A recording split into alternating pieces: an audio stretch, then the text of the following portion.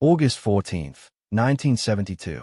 Frank Lucas walked into a phone booth on 125th Street, made one call, and gave the Genovese family, one of the most powerful mob families in New York history, exactly 24 hours to agree to a meeting. No threat, no backup, just a window. Open, then closed. What the Genovese family didn't know was that Frank Lucas had spent 730 days building everything behind that 4-minute phone call. By the time he picked up the receiver, the outcome was already decided. This is what those 730 days looked like. August 14th, 1972. 10:51 a.m. A phone booth on the corner of 125th Street and Lenox Avenue, Harlem. The kind of morning when the city was already running hot, the air thick and still, the sidewalks full of people moving with the particular urgency of a neighborhood that never fully stopped. Frank Lucas made one phone call. It lasted 4 minutes and 30 seconds.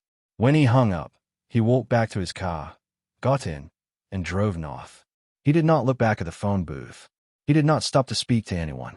He simply drove, with the unhurried deliberateness that characterized every move he made, and the city moved around him the way the city always moved, without knowing what had just been set in motion.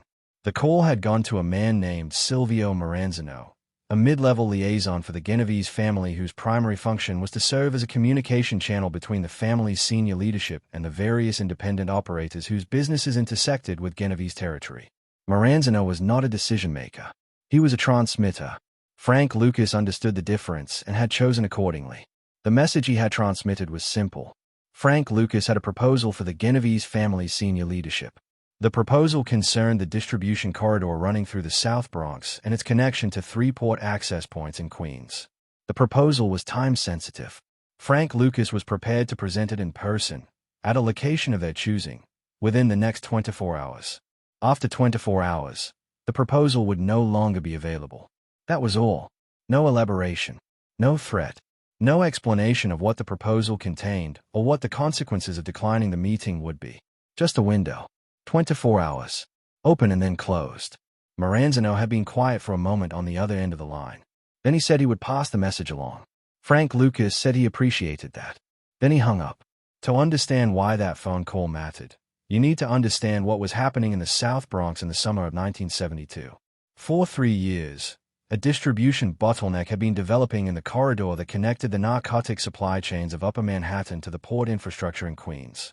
The corridor ran through territory that was, in the technical geography of the New York Underworld, nominally Genovese, but nominally was doing considerable work in that sentence.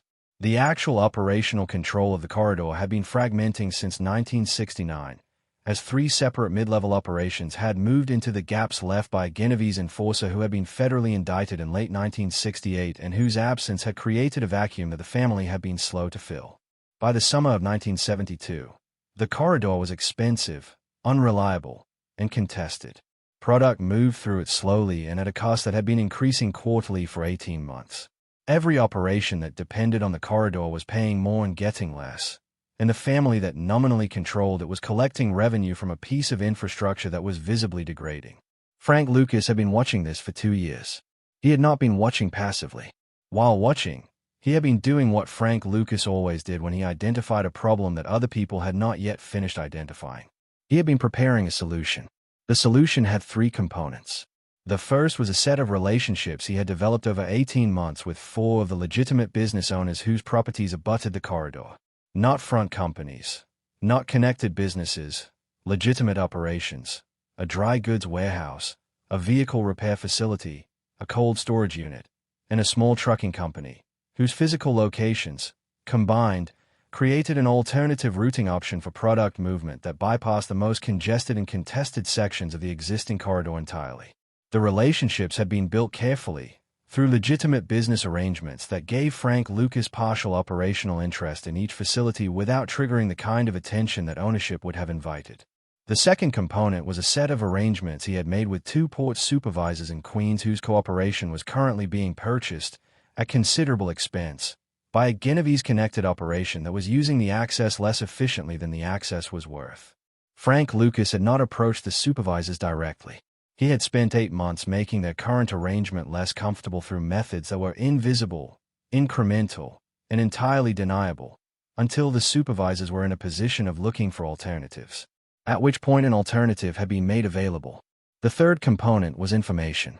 Specifically, 4 months of documentation of the financial flows moving through the contested sections of the corridor, including the identities of the mid-level operators extracting the transit taxes, their arrangements with certain Genovese-connected figures, and the specific ways in which those arrangements were operating outside the official sanction of the family's senior leadership.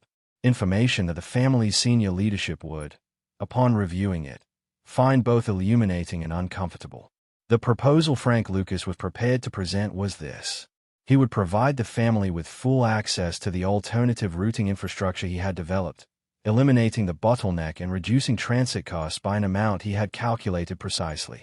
In exchange, the family would formally recognize his operational independence in Harlem and Upper Manhattan, provide him with unobstructed access to the Queensport facilities, and cease the various forms of indirect pressure that Genovese-connected figures had been applying to his Bronx distribution over the previous 14 months.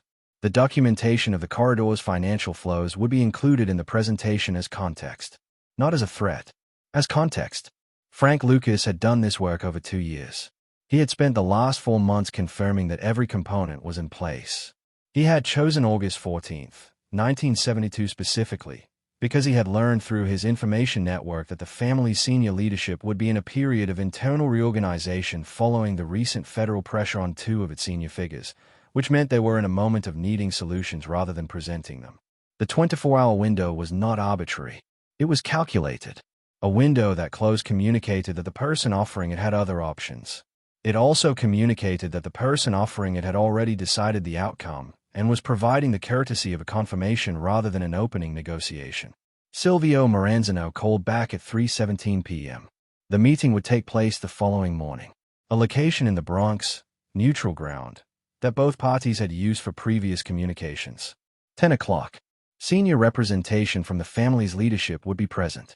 Frank Lucas said 10 o'clock was acceptable. He spent the remainder of August 14th the way he spent the remainder of every day that preceded something significant. He went about his regular business. He met with 3 of his lieutenants on matters unrelated to the following morning.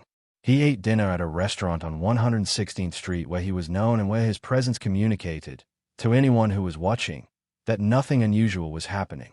He went home at 10:30 and read for an hour and went to sleep.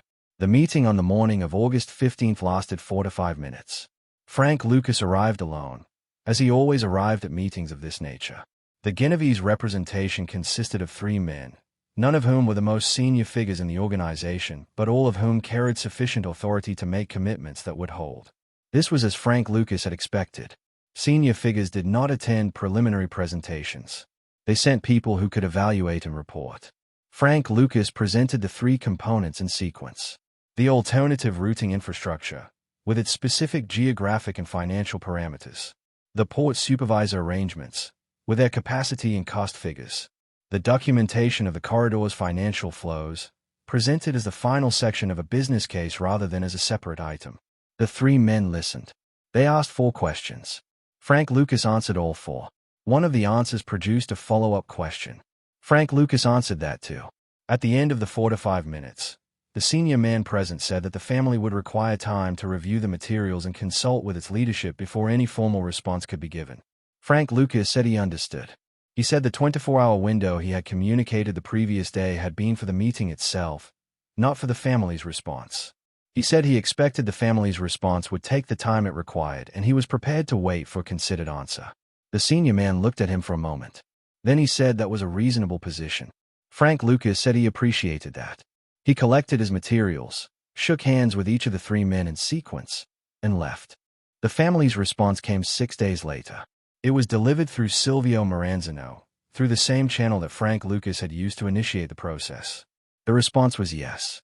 The terms required 3 modifications, all of which Frank Lucas had anticipated and 2 of which he had pre-decided to accept. The third required a single counterproposal which was accepted without further negotiation. The arrangement went into effect in the first week of September 1972. The alternative routing infrastructure that Frank Lucas had spent 18 months constructing was operational within 10 days. Transit costs through the corridor dropped by the amount he had projected.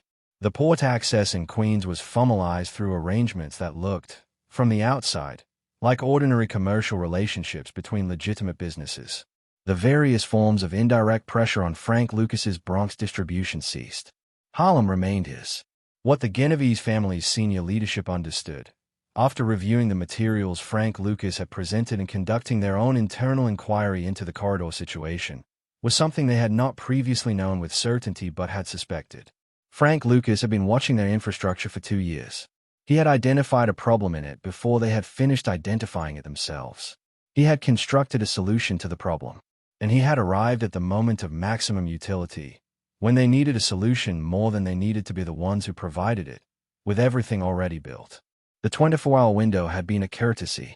The work had been done long before the phone call.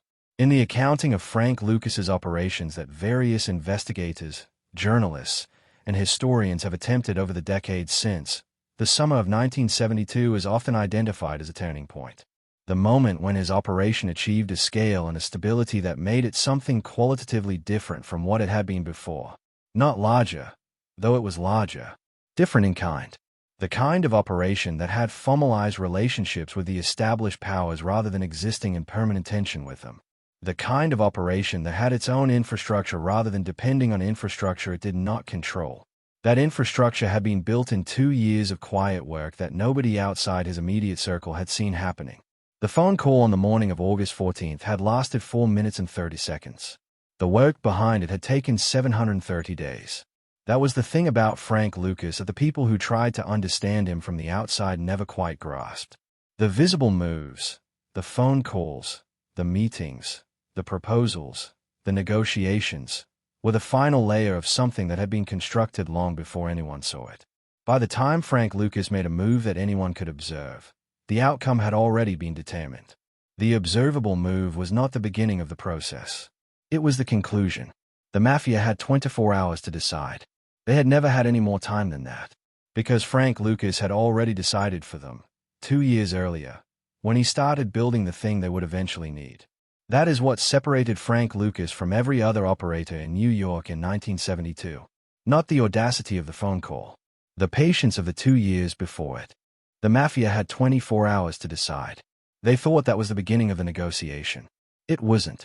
Frank Lucas had decided 2 years earlier, the day he started building the thing they would eventually need. The phone call was not the move. The phone call was the conclusion. If this story hit different, subscribe, hit the bell. The next one makes this look like a warm-up.